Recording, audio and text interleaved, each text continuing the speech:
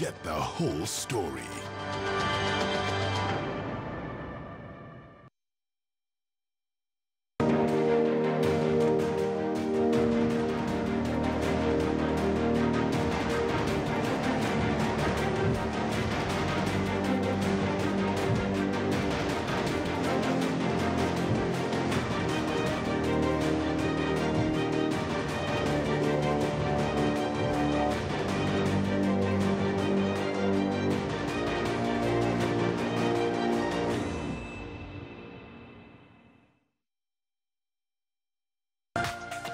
This is KTN News.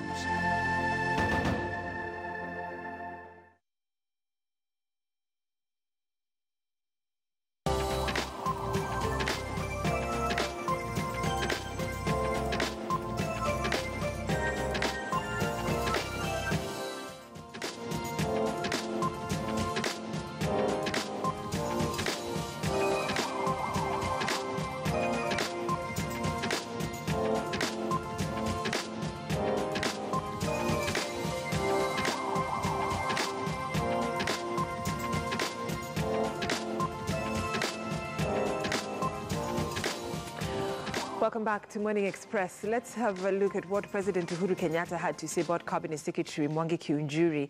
And we know that the President had a stern warning to the Cabinet Secretary Mwangi Kiunjuri. Here is what he had to say. Tafuta hawa watu ambao wanakula mali ya wengine, utuletee tufunge, ama wewe mwenyewe utakuwa na shida katika hiyo shida. The President has said it. Tafuta hao waliokula pesa, ukikosa kuleta jina we mwenyewe utafungwa. And yesterday, Kiunjuri was appearing before the Senate ad hoc committee on the maize crisis, and he's also blaming his predecessor. He's saying some of the things he's being accused of happened when he was not in office. I'll start with you, Bichachi. You know, this excuse that you want to lead an organization and not take responsibility for the mess that was there when you got it and the mess that continued to be there a year after you have had this position is not an excuse. You know, if you hire a house help and she gets into the house and it was dirty, and you go away and you come back for lunch, and that house is still dirty, that house help still have a job. The reason he was given that job is to clean it up. The reason he was given that job was to be able to follow the trail.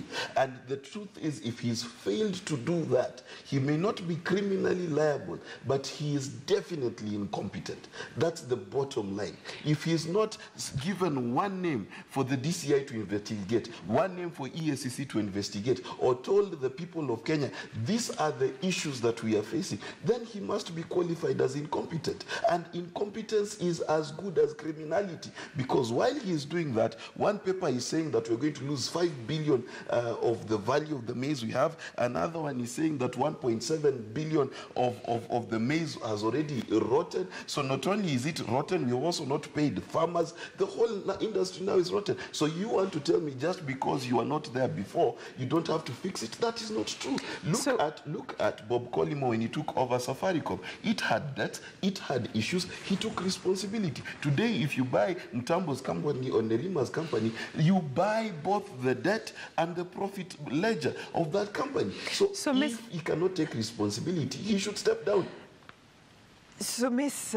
Wako, would you agree with what Bichachi is saying? Because it's sort of like trying to say, not even sort of, he's saying, he's saying that Kiunjuri should actually carry the cross.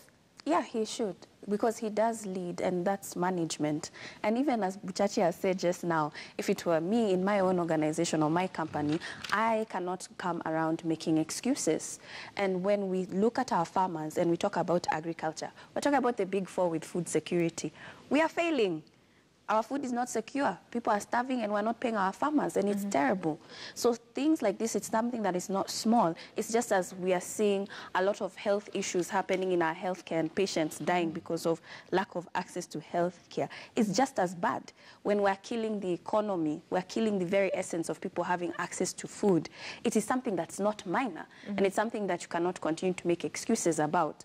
But I'd have to say that the more we see our president back, the less we fear him. Is it just talk? It looks like it's just talk. Because when you hear something over and over again, and you're threatened over and over again, to the point where it becomes normalized to you, you have no sense of fear anymore. And now you begin to question, is it that my president is not leading his people? Is it that they do not respect or listen to him or fear him? Or what exactly is he doing? Because now it's almost a reflection of our own government and our processes. Okay. Honorable Mutambo, as much as Ms. Wako and Mr. Bichache saying that Kiunjuri should carry the cross, including the bad deeds that happened during his predecessor's time. Of course, also, there's so many questions that are being raised about his tenure in office. I mean, 152 claims of maize by farmers, which equals to 1.4 billion shillings. Clearly, it shows there's something wrong.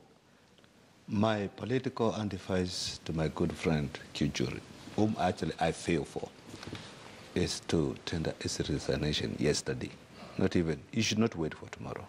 Because the moment you are rebuked by your boss, twice in public, you just tell him, you know what, boss, I'm sorry. Yes, my resignation.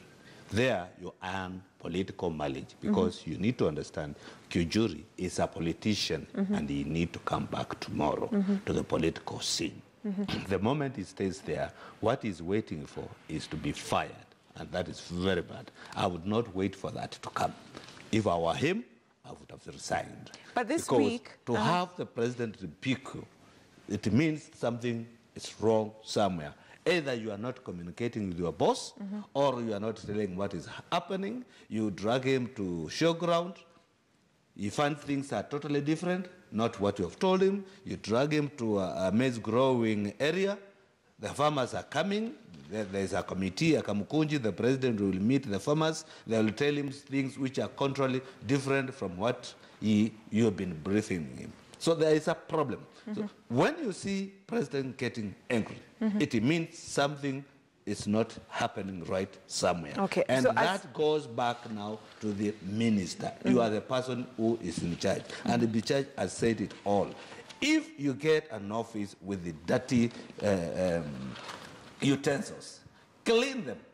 Tell the Mr. President, you know what, Mr. President? The office you gave, it is like this and this and this and this. It is in black and white. Then there, the president will have no reason to tell you, go get the people who stole. Okay. And this week, Kiunjuri spoke and he said they've already forwarded the names of the unscrupulous traders, and he's wondering why the ESSC and the DCI are not taking action, so he should not be blamed. And in a rejoinder, now the cabinet secretary had to say this when he was put on the spot by the president. Let's listen in. Someone in parliament, that tells you where the buck stops. In fact, it is ESCC and DCIO to do their work. Now I'm being crucified for sins I have not committed. He's being prosecuted for sins he has not committed. Just before you respond, and the Auditor General's report for the year ended June 2017 pointed out that NCPB failed to produce a payment voucher of 5 suppliers who bought in maize during the importation period. So we also handle that point of the importation period. But going back to what Mwangi Kiunjuri had to say, the Cabinet Secretary for Agriculture, names have been submitted to the investigative authorities, but it looks like the investigative authority, according to him, are not following up these unscrupulous traders. Instead, they want to crucify him. Mr. Bichache. You know, let's be very clear. There are policy issues, there are legal issues, and then there's leadership issues. And these issues are never mixed together. Okay, I'll give you an example. There was a ferry that sank in South Korea. The Minister of Transport was not a ferry driver or pilot. The Minister of Transport was not the one manning the gates that were letting people in. But when that ferry sank, he resigned. Why? Because he had failed in providing leadership that would have stopped this from happening. So let's tell Mr. Kiunjuri, part of your job is to make sure that does not happen. Part of your job is to have policies in place to make sure it does not happen again. The reason the president was angry is, Mr. Kiunjuri, you told the president that I will deliver by a certain date. The president goes to meet farmers at a show, and then farmers tell him, we've not been paid. He's trying to implement food security. It's part of his big four. How are you implementing food security and we're blaming you for nothing when page 3 or 4 says we're going to lose 5 billion shillings worth of maize, 1.7 billion shillings of it is rotten. So who should we blame? But you know, at the end of the day, even as I have Ms. Woko comment on your statement about farmers telling the president that they've not been paid. Yesterday, if you had Kiunjuri before the parliamentary committee, he told the committee that they had to suspend some of the payments because of 2 reasons. One, it's because 152 claims, which totals to 1.4 billion shillings, are still under investigation. And 2, the ESCC suspended the payment because they are conducting investigations. So how would you expect the minister to go ahead with the payments, yet it had been stopped? Well, Brenda, like, this is a disaster.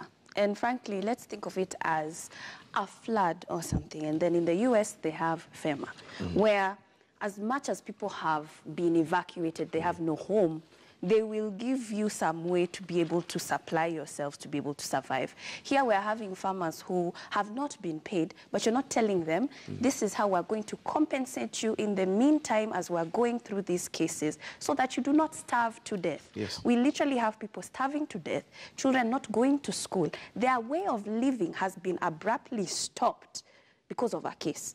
But you're telling me there is no emergency fund or pool to be able to sustain people, even if it's through aid for people to survive until this process is done.